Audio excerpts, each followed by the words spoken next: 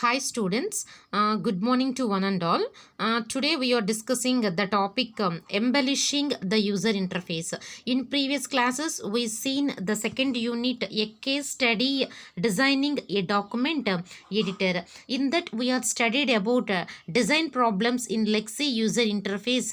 There are 7 problems we need to study. Here we want to study the third design problem in depth way. Okay, the topic but the first topic we seen in previous classes, what is document structure, what are the main 3 goals, and what are the 2 constraints. And coming to the formatting also, we need to study about what is formatting, and what is the working procedure of what is the working steps of formatting. And coming to the third topic, that is nothing but embellishing the user interface. In this concept we need to study in depth.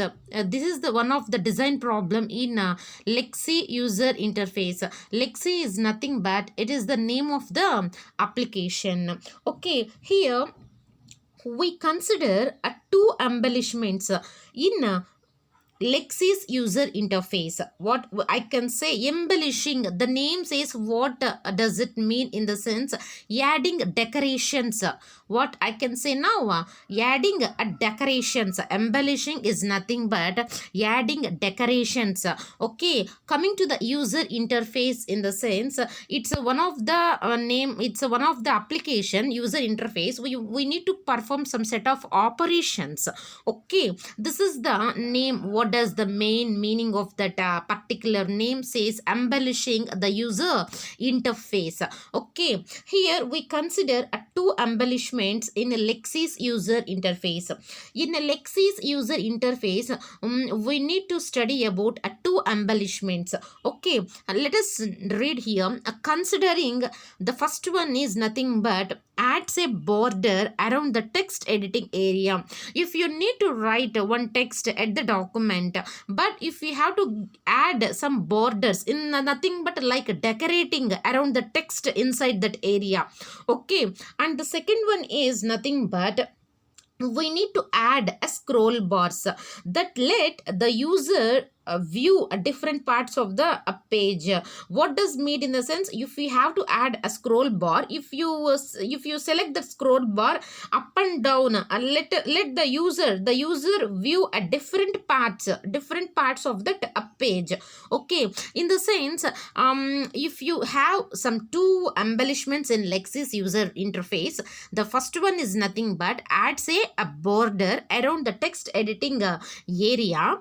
And coming to the second one, if we have to add a scroll bars that let the user view the different parts of the page. Okay, in the sense, what I meant to say, in the sense, it is to make so easy to add and remove these embellishments. What I meant to say, to make it very easy to add and remove these embellishments, especially at runtime. We need to make easy. We want to add and remove these embellishments in the sense adding some particular borders and scroll bars, etc. we need to add. Okay, here in this concept we should not use inheritance. Why we should not use inheritance?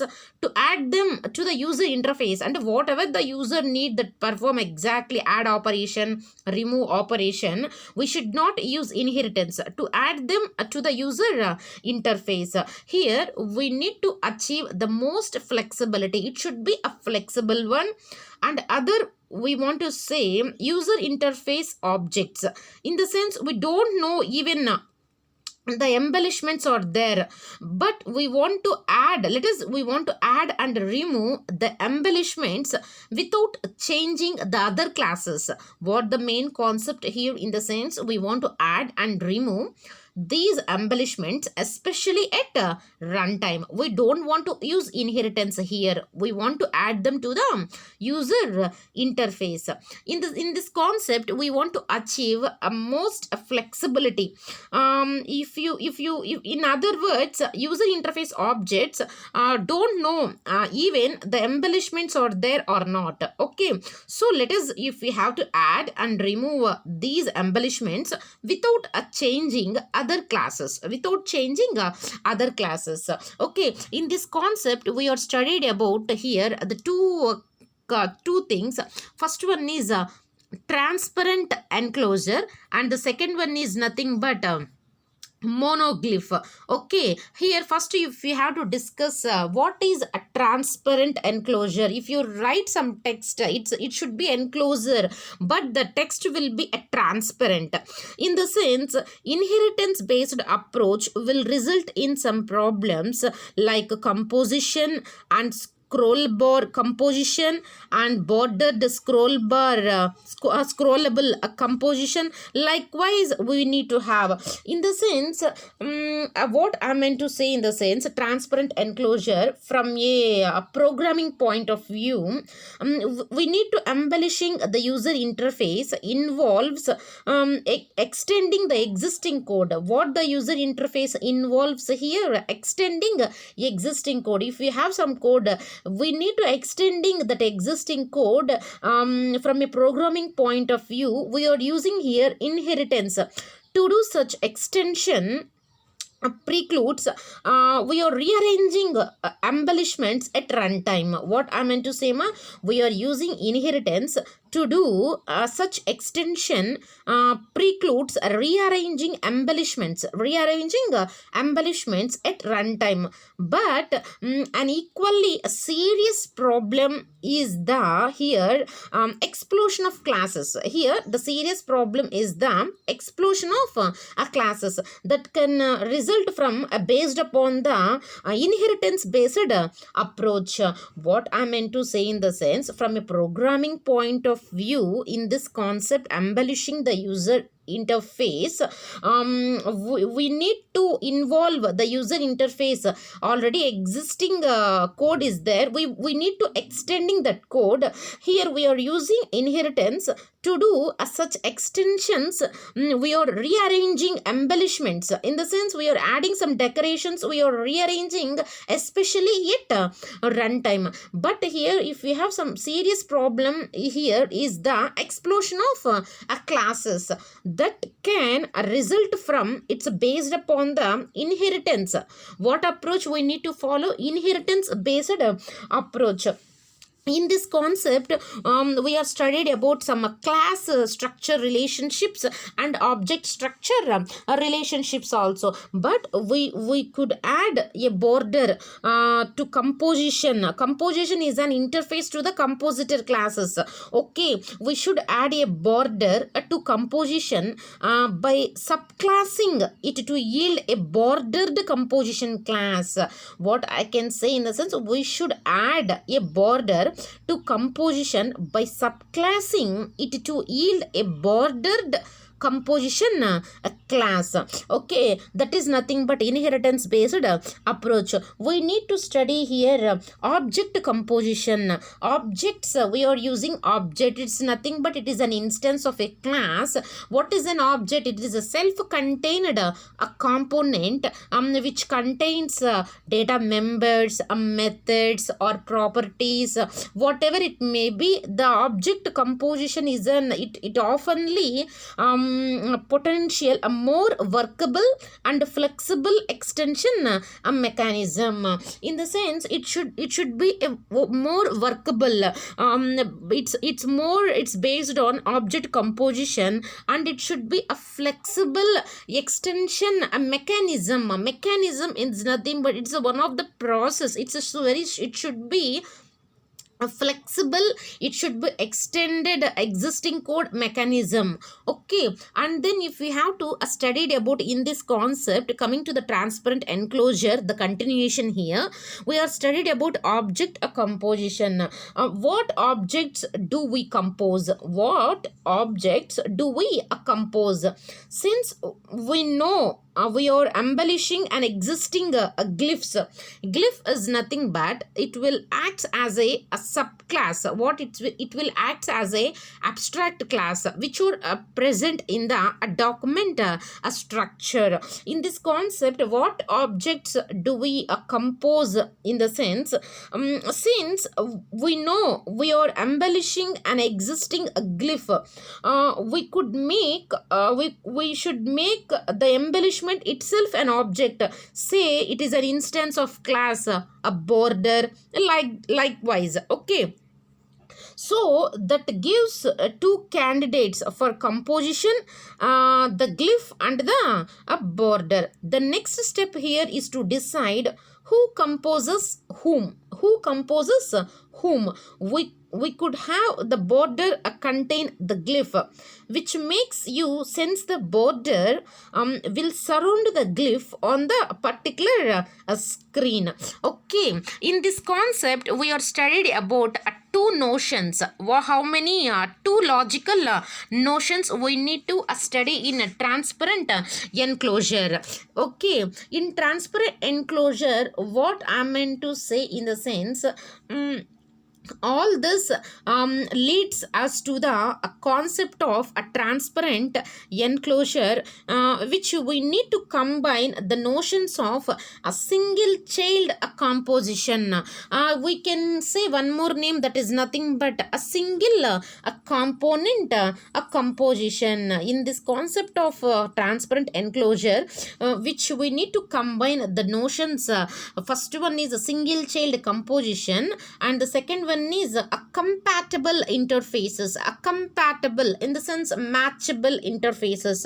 What I mean to say in the sense here, clients generally can't tell you whether they are dealing with the component, or components is nothing but a tool. Some clients generally can't tell to you whether they are dealing with the component or it's or one more name, it's enclosure, that is nothing but the child parent. Okay, that is nothing but enclosure, that is the child parent. Especially if the transparent enclosure, we need to simply delegates all its operations. We need to simply delegates all its operations to its a tool, or we can say a component. Okay, this is the concept of a transparent enclosure. We need to study about the one more concept here, that is nothing but monoglyph. Monoglyph, the name says mono, in the sense it's nothing but we will define a subclass of glyph called a monoglyph. What is the meaning of the glyph? In already in a class I discussed you, glyph will act as an abstract a class. Okay, abstract class which are present in the document a structure. Okay, in the glyph we will define exactly a subclass of a glyph called a monoglyph. In this concept we want to study, we can apply the concept of transparent enclosure to all glyphs that embellish other glyphs. What we want to make this, to make this concept a concrete class, in the sense to make this concept concrete, in the sense if we have to implementation for all the methods in this particular a class. In this concept, monoglyph is nothing but we will define a subclass of glyph. We will define a subclass of glyph called monoglyph. Okay, amma? Called monoglyph to serve as an abstract class. What it serves as, like an abstract class for embellishment glyphs. Embellishment glyphs like border, border. Okay, we need to study about this diagram concept, amma. Once again I have to repeat the monoglyph. In this concept, the transparent enclosure to all glyphs that embellish other glyphs. To make this concept concrete, we will define a subclass of glyph is nothing but monoglyph. Monoglyph to serve as an abstract class for embellishment glyphs like border. We watch the diagram of this, like in this figure monoglyph stores a reference to a component. In this diagram, look at all of you. In this diagram, a monoglyph stores a reference to a component and forwards all request to it. In this diagram, the parent class is nothing but a glyph. In this, we have some data function methods. Draw of window. It is monoglyph is the a subclass of a glyph called monoglyph. This glyph component is the relationship between this. And coming to the in the monoglyph, what we want to say, this embellishment user interface, we need to consider the two embellishments in Lexi's user interface. We need to add a borders and we need to add a scroll bars. Borders, a monoglyph, what the monoglyph main theme, it stores a reference to a component, to stores a reference to a component and forwards all request to it. Okay, this is nothing but a class structure, in the sense is a class diagram. This is nothing but a class relationships between a monoglyph. Okay, ma. And coming to this a concept, we are studied about in this concept we are studied about another monoglyph. In this in order to manage the embellishment user interface, we need to design a pattern here, decorator a pattern. What pattern we need to use here, ma'am? Decorator a pattern. In this decorator pattern, we need to capture a classes and object relationships. Decorator in the sense adding additional functionality. Okay, we are adding additional functionality to that particular objects or classes or whatever it may be to captures a class and object relationships that support embellishment by transparent enclosure. By transparent enclosure, what the main intent of decorator pattern? Adding additional functionality to capture classes and object in relationships that support embellishments is nothing but adding decorations by the transparent enclosure. Here we need to study the concept here. If we have to look at the slide, the right side, if we have some code here, look at this code, what I meant to say in the sense, here the monoglyph name, void is the sense nothing, ma. Okay, monoglyph, that makes a monoglyph totally transparent to the clients. Monoglyph totally very transparent to the clients by default. For example, we need to watch here the code here, the first code, void monoglyph here implements what? Here it implements monoglyph, the draw option like this, the draw option like this. Okay, totally transparent to the clients by default. For example, we need to see this code, monoglyph implements the draw operation like this. And coming to the next code will be there, void nothing, void in the sense nothing. In this concept we need to study a monoglyph, a subclasses, re-implement at least one of these forwarding operations. Here we need to study about a border, scope resolution operator in the sense a colon in the sense scope resolution operator. Draw, here see, look at this draw. For instance, first it invokes the parent class. First it invokes the parent class operation and then a monoglyph, a scope resolution operator draws on the what it draw here, draw on the component to let the component do its part.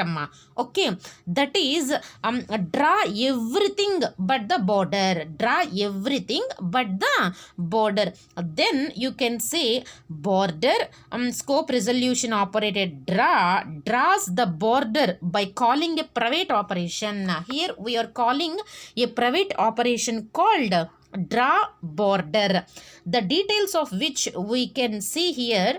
Monoglyph scope resolution operator draw of some method, it's a method of W in the sense of window.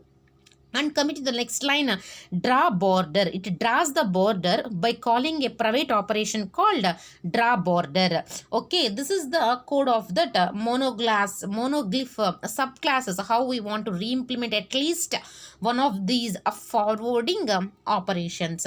Okay, this is the class relationship of the monoglyph. I can explain you. This is nothing but the concept we are studied about. This is nothing but object structure. What does the object structure represents to you? I can explain now. Listen carefully what I am saying here. First of all, we need to study about, now we have all the pieces here. Now we have all the pieces. We need to add a border and a scrolling interface to Lexi's text. Okay, Lexi is nothing but name of the application.